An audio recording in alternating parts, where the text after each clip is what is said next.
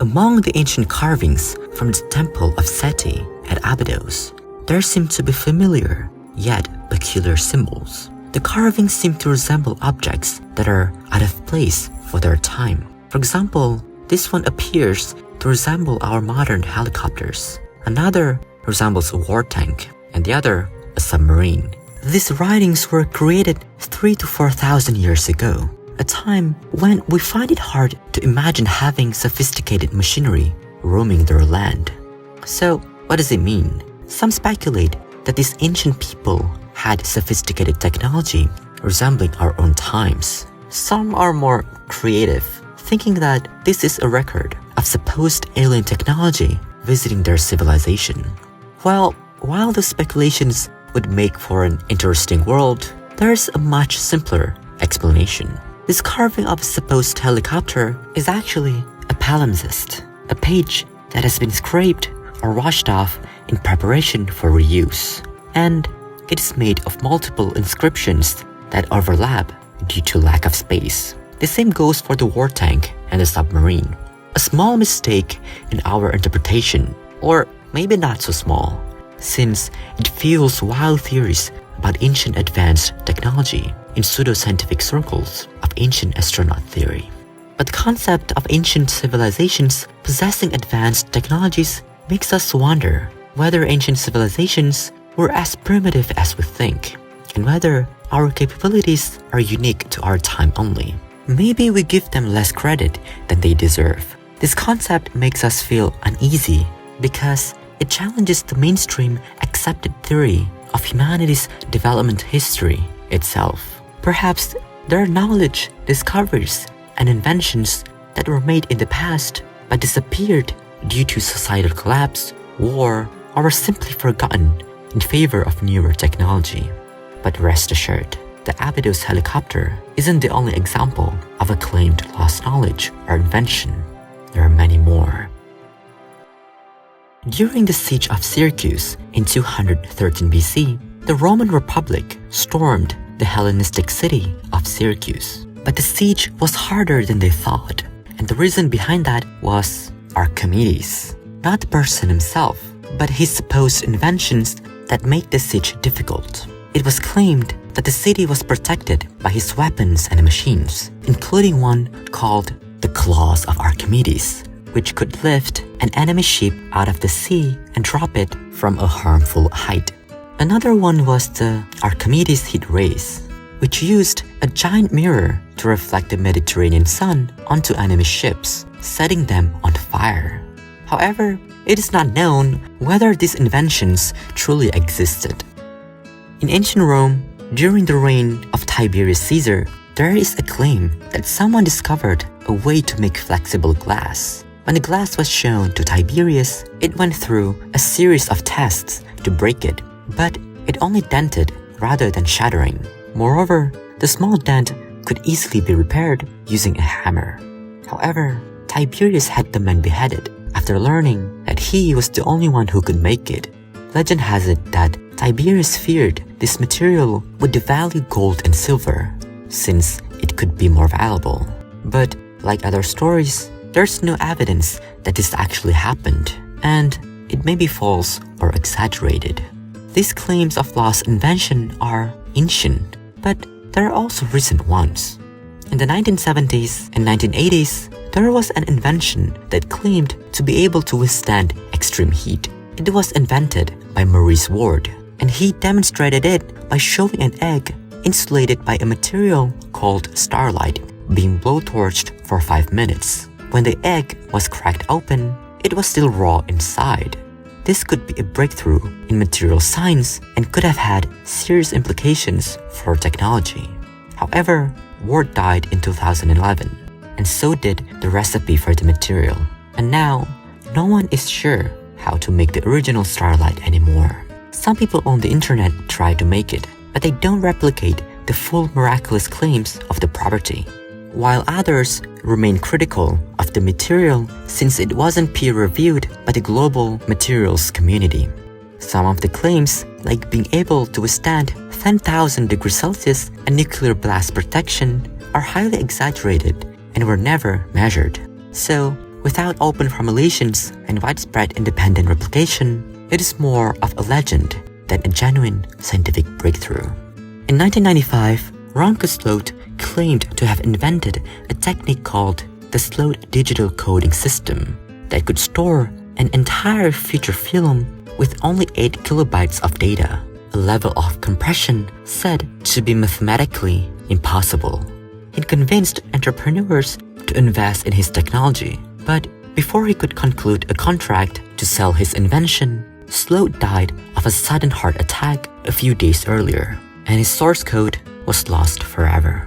Adam Bell, a software engineer, speculated that Sloat may have come upon a variation of shared dictionary compression, an already known technique. He believed that Sloat didn't actually understand the mathematical limitations in his ideas and faked the demonstrations to buy time while refining the details. So, his invention may not have existed after all. All these claims of lost inventions or knowledge have a sort of mythical feel to them, and they very well could be just that. However, some inventions are certain to have existed but have been lost to time. During the 1800s, Girolamo Sagato developed a method for the artificial petrification of human cadavers. This method is very similar to mummification, but instead of removing water from the cadavers, it appears to mineralize or petrify the corpses. The technique preserves the original colors and texture details, though not the elasticity. Even today, some of his works can be found perfectly preserved at the University of Florence. However, due to the almost miraculous nature of his preservation technique, rumors spread that Sagato had acquired Egyptian magic. Society at the time couldn't accept it, and he was forced to destroy all his notes before he died in 1836, taking the secret to the grave. Many studies and attempts tried to imitate the technique, but it remains mysterious. Some believed that Sagato had revealed the method to his friend Pellegrini, but he died prematurely. During the 7th to 14th century, the Byzantine Empire had a secret weapon that aided their victories. It's called the Greek fire. The recipe for the fire was guarded closely, and it was deemed a state secret. Most modern scholars believe that it was based on petroleum mixed with resins, similar to the composition of modern napalm. Byzantine sailors would throw grenades loaded with Greek fire towards enemy ships, or they would spray it from tubes. What made it so effective and destructive was the fact that it could burn on water, and the Arabs, who were the rival powers, tried to imitate the materials, but they proved unsuccessful in their pursuit. The Greek fire was deemed so important that the Emperor Constantine Porphyrogenitus stated that the composition was shown and revealed by an angel.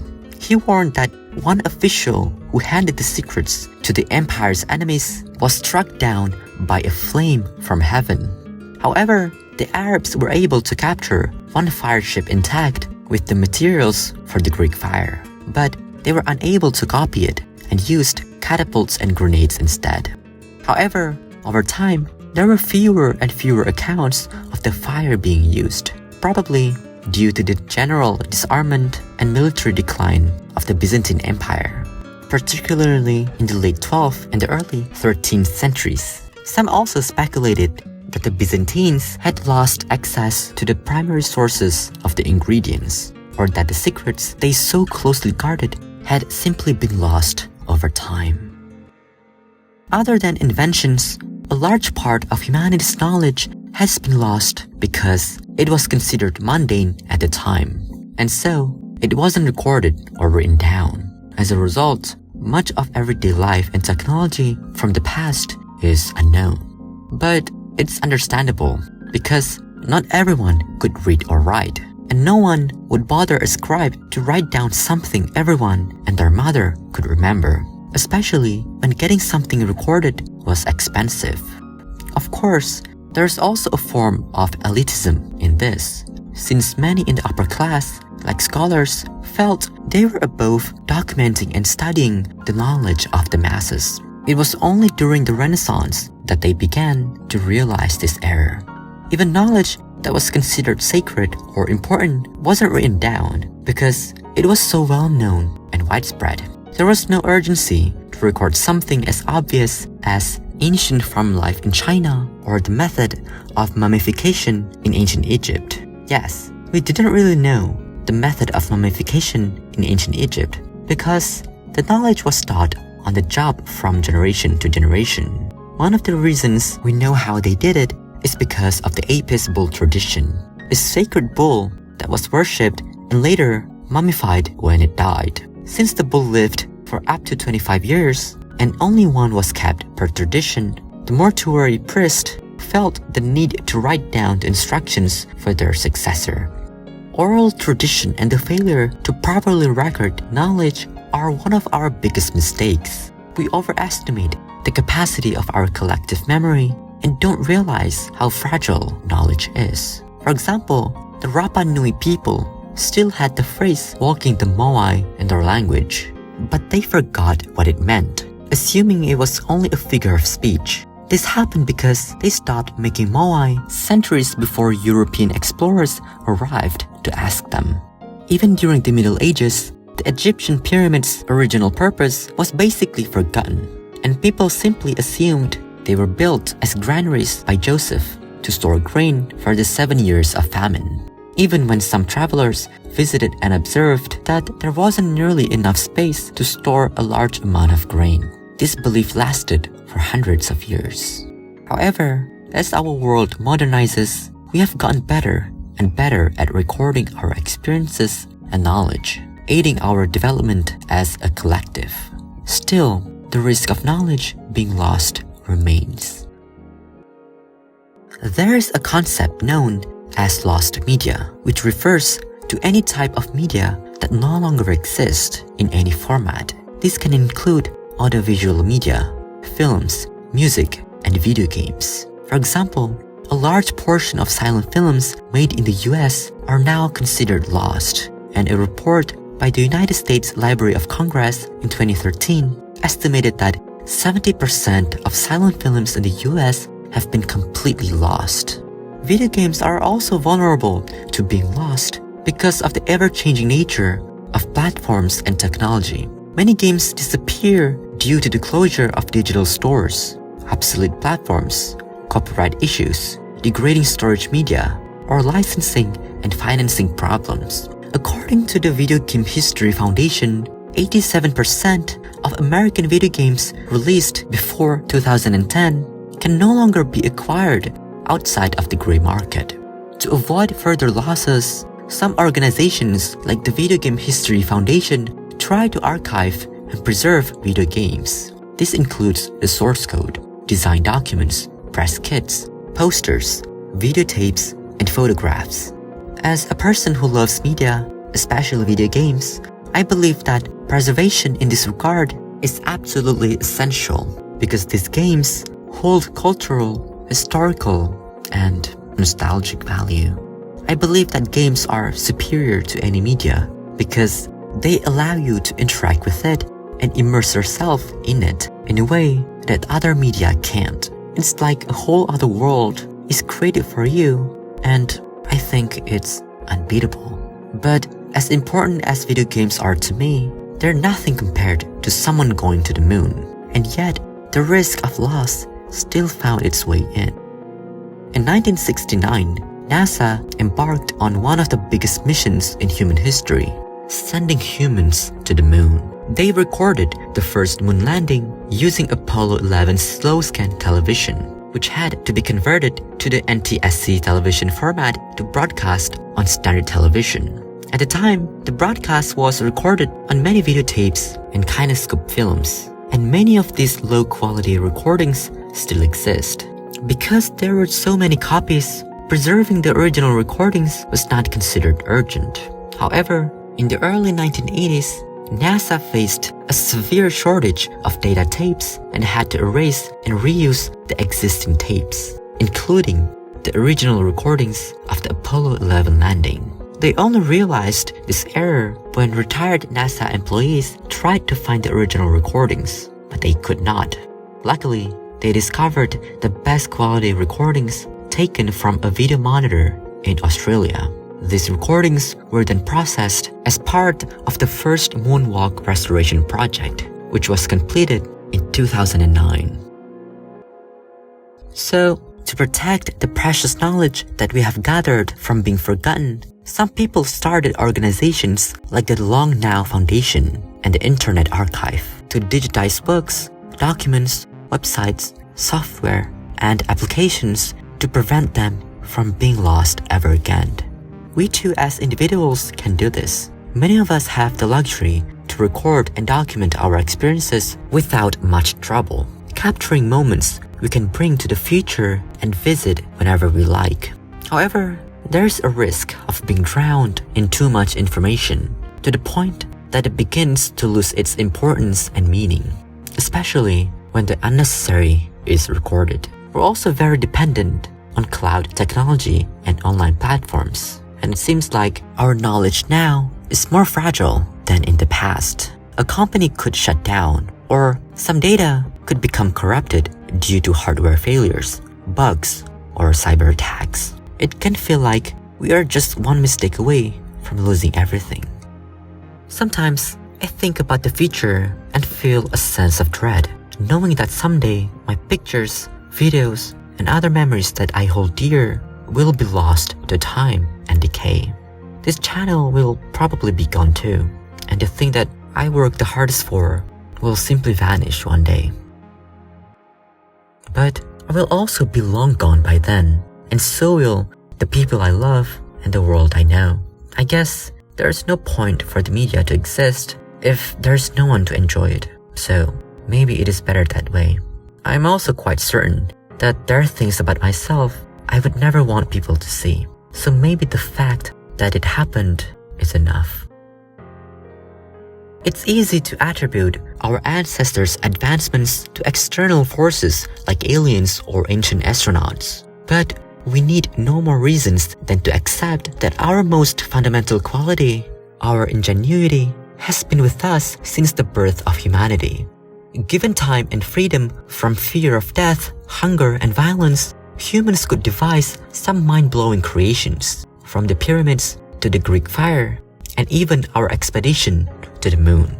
Even though time will consume everything in its path and erase the memories in people's minds, the fact that we accomplished all that is more than enough. We can do our best to preserve the knowledge we have now, but given enough time, it will inevitably vanish. Everything reaches an end.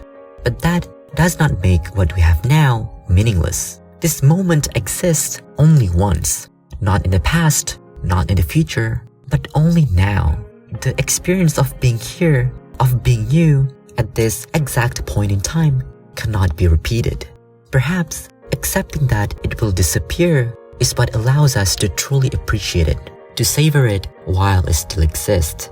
And if that knowledge is never passed on, if it somehow disappears entirely, then it becomes a secret kept between you and time itself. A secret that only you will ever fully know what this moment was like. Hey guys, thank you for watching and Happy New Year! I know it's like a month late, but I just wanted to put it out there anyway. So, 2025 has been a pretty slow year for me on this channel, but in real life, it hasn't been that slow. I have some things I'm pretty grateful for that happened in 2025, and I think I can die happily now that they've happened. Anyway, thank you so much for your support, and if you like what I do here, please consider supporting me on Patreon. It would help me significantly, and it would help keep what I'm doing here alive. You also get to enjoy some perks and bonus content there. Anyway, thank you for watching and have a very good week.